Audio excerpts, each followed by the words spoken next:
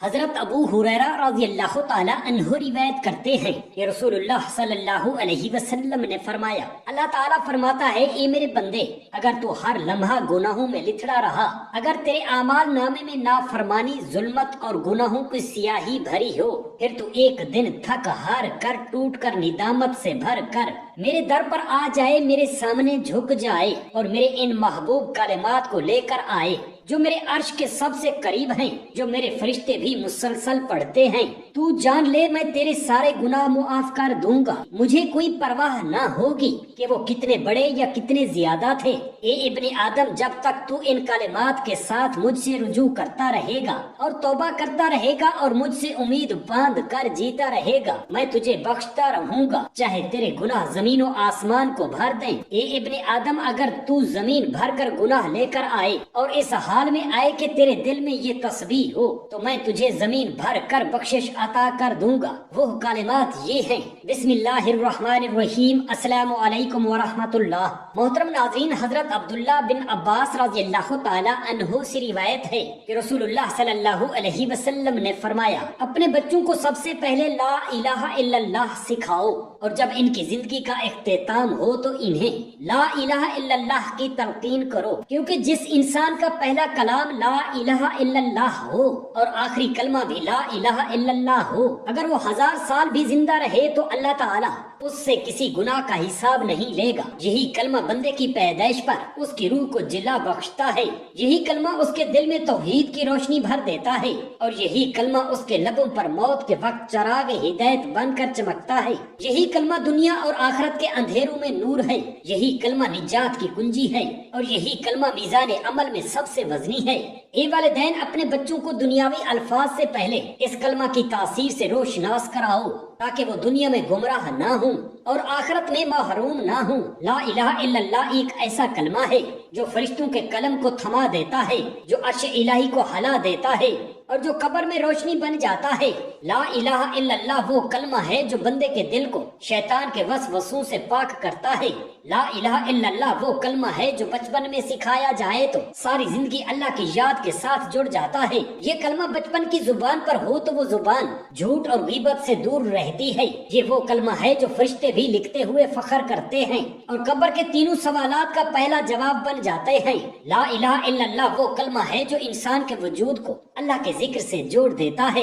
اگر بچہ لا الہ الا اللہ کے ساتھ زندگی کا آغاز کرے تو وہ دنیا میں فتنے، گمراہی اور شیطانی راہوں سے محفوظ رہتا ہے۔ یہی کلمہ انسان کو نجات کا دروازہ دکھاتا ہے، یہی وہ چراغ ہے جو قبر کی تاریکیوں میں روشنی بنتا ہے، اور یہی وہ آواز ہے جو قیامت کے دن عرش کے سائے تلے لے جاتی ہے۔ لا الہ الا اللہ انسان کو بندوں کی غلامی سے نکال کر اللہ کی بندگی میں داخل کرتا ہے۔ یہی وہ کلمہ ہے جو پل صراط پر روشنی بنے گا اور میزان عمل میں پہاڑوں سے بھاری ثابت ہوگا۔ یہی وہ کلمہ ہے جس کی ایک صدا سے لاکھوں فرشتے دعاؤں کے لیے دوڑ پڑتے ہیں۔ یہ کلمہ دل سے نکلے تو جنت کے دروازے کھل جاتے ہیں، اس سے گناہ جل جاتے ہیں اور اللہ کی خاص رحمت نازل ہوتی ہے۔ لا الہ الا اللہ کہنے والا اگر نیت میں سچا ہو تو اللہ اس کے دل کو دنیا کی آلائشوں سے پاک کر دیتا ہے۔ اس کلمہ کی برکت سے بچے کے دل میں نرمی آتی ہے، زبان میں سچائی آتی ہے، آنکھ میں حیا آ جاتی ہے اور قدم صراط مستقیم پر جم جاتے ہیں۔ نبی پاک صلی اللہ علیہ وسلم نے فرمایا کہ بنی اسرائیل میں ایک شخص تھا جس نے 99 آدمیوں کو قتل کر دیا تھا، اور پھر اس کے دل میں توبہ کا خیال گزرا۔ وہ ایک راہب کے پاس گیا اور اس سے پوچھا کہ کیا میرے لیے توبہ کی گنجائش موجود ہے؟ اس راہب نے کہا، تو نے 99 قتل کیے ہیں، تیری توبہ کیسے قبول ہو سکتی ہے؟ اس شخص نے غصے میں آ کر اس راہب کو بھی قتل کر ڈالا اور اس طرح اس کے 100 قتل مکمل ہو گئے۔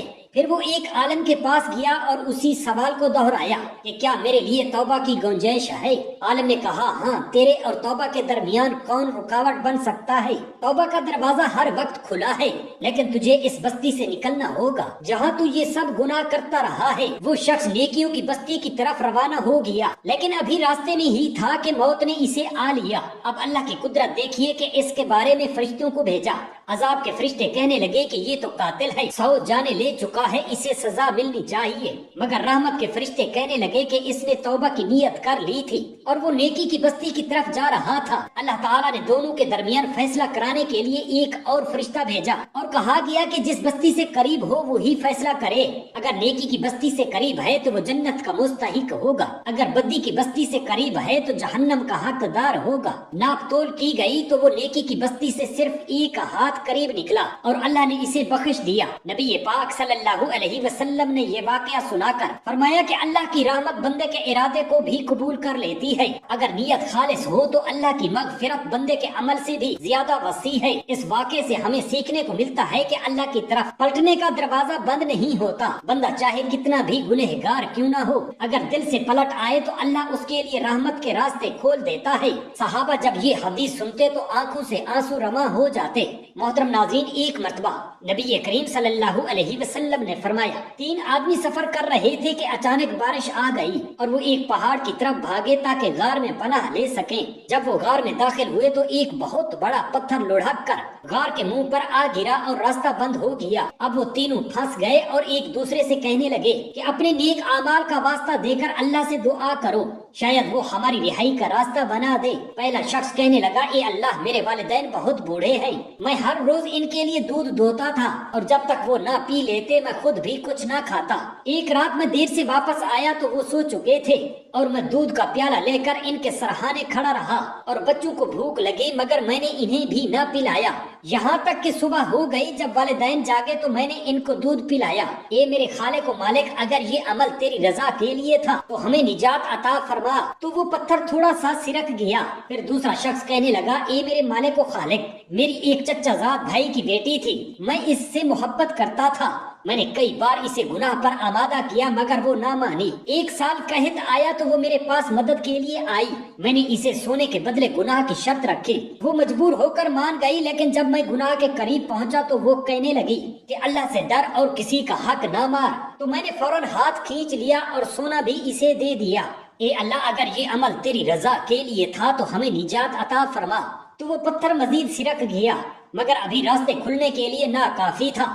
تیسرا شخص کہنے لگا، اے اللہ، میں نے کچھ مزدوروں کو کام دیا اور ایک مزدور بغیر اجرت لیے چلا گیا، میں نے اس کی مزدوری کو سنبھال کر رکھا اور اسے تجارت میں لگا دیا، یہاں تک کہ وہ بڑھتے بڑھتے مال و دولت بن گئی۔ کئی عرصے بعد وہ مزدور واپس آیا اور اپنی مزدوری مانگی، میں نے اسے سارا مال واپس دے دیا۔ وہ کہنے لگا، اے بندے اللہ کے مذاق نہ کر، میں نے کہا یہ سب تیرا ہی ہے، اے اللہ، اگر میں نے یہ تیری رضا کے لیے عمل کیا تو ہمیں نجات عطا فرما۔ تو وہ بڑا سا پتھر مکمل طور پر سرک گیا اور تینوں شخص غار سے نکل آئے۔ محترم ناظرین، حضرت انس بن مالک رضی اللہ تعالی عنہ روایت کرتے ہیں کہ رسول اللہ صلی اللہ علیہ وسلم نے فرمایا، اللہ تعالیٰ فرماتا ہے، اے ابن آدم، جب تک تو مجھ سے توبہ استغفار کے ساتھ دعا کرتا رہے گا اور مجھ سے رحمت کی امید رکھے گا، میں تیرے گناہ بخشتا رہوں گا، خواہ وہ کتنے ہی زیادہ ہوں۔ اے ابن آدم، اگر تیرے گناہ آسمان کی بلندی تک پہنچ جائیں پھر تو مجھ سے معافی مانگے تو میں تجھے بخش دوں گا اور مجھے اس کی کوئی پرواہ نہیں۔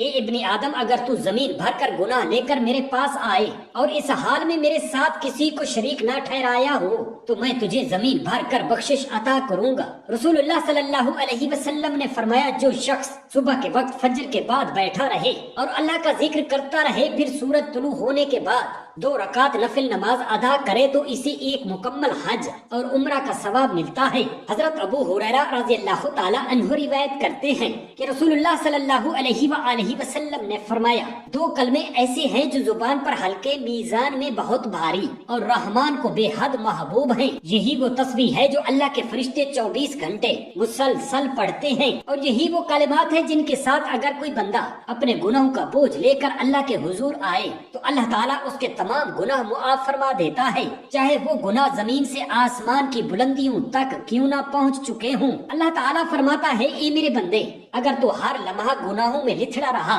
اگر تیرے اعمال نامے میں نافرمانی، ظلمت اور گناہوں کی سیاہی بھری ہو، پھر تو ایک دن تھک ہار کر، ٹوٹ کر، ندامت سے بھر کر میرے در پر آ جائے، میرے سامنے جھک جائے اور ان محبوب کلمات کو لے کر آئے جو میرے عرش کے سب سے زیادہ قریب ہیں، اور یہ کلمات جو میرے فرشتے بھی مسلسل پڑھتے ہیں، تو جان لے میں تیرے سارے گناہ معاف کر دوں گا، مجھے کوئی پرواہ نہ ہوگی کہ وہ کتنے بڑے یا کتنے عظیم تھے۔ اے ابن آدم، جب تک تو ان کلمات کے ساتھ مجھ سے رجوع کرتا رہے گا، توبہ کرتا رہے گا اور مجھ سے امید باندھ کر جیتا رہے گا، میں تجھے بخشتا رہوں گا، چاہے تیرے گناہ زمین و آسمان کو بھر دیں۔ اے ابن آدم، اگر تو زمین بھر کر گناہ لے کر آئے اور اس حال میں آئے کہ تیرے دل میں یہ تسبیح ہو، تو میں تجھے زمین بھر کر بخشش عطا کروں گا۔ وہ تسبیح یہ ہے، سبحان اللہ و بحمدہ سبحان اللہ العظیم۔ حوالہ صحیح بخاری۔ نبی پاک صلی اللہ علیہ وآلہ وسلم نے فرمایا کہ جو بندہ اخلاص سے نیکی کرتا ہے، اللہ تعالیٰ اسے دنیا میں بھی نجات دیتا ہے اور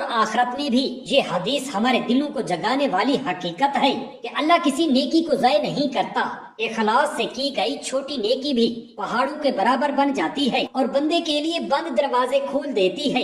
محترم ناظرین، حضرت سلیمان علیہ السلام اللہ کے وہ جلیل القدر نبی تھے جنہیں اللہ تعالیٰ نے نہ صرف نبوت عطا فرمائی بلکہ ایک ایسا عظیم الشان بادشاہی نظام بھی عطا فرمایا جو زمین پر کسی اور نبی کو نہ ملا۔ آپ حضرت داؤد علیہ السلام کے بیٹے تھے اور اللہ تعالیٰ نے آپ کو بچپن سے ہی حکمت عطا کر دی تھی۔ آپ کا عدل ایسا مشہور تھا کہ آپ کی چھوٹی سی عمر میں ہی بنی اسرائیل آپ کے انصاف سے متاثر ہو گئے۔ ایک واقعہ کے مطابق دو عورتیں ایک بچے کے جھگڑے میں حضرت داؤد علیہ السلام کے پاس آئیں۔ دونوں کا دعویٰ تھا کہ بچہ اس کا ہے۔ حضرت داؤد علیہ السلام نے بڑی عورت کے حق میں فیصلہ دیا، لیکن حضرت سلیمان علیہ السلام نے فرمایا کہ بچے کو درمیان سے دو ٹکڑے کر دو اور دونوں کو آدھا آدھا دے دو۔ بڑی عورت خاموش رہی مگر چھوٹی عورت رونے لگی اور کہنے لگی، نہیں نہیں یا نبی اللہ، یہ بچہ اس عورت کو دے دیجئے، مجھے کچھ نہیں چاہیے۔ تب حضرت سلیمان علیہ السلام نے فرمایا، یہی اصل ماں ہے اور اسی کو بچہ دے دیا جائے۔ بچپن کی اس دانائی پر اللہ تعالیٰ نے حضرت سلیمان علیہ السلام کو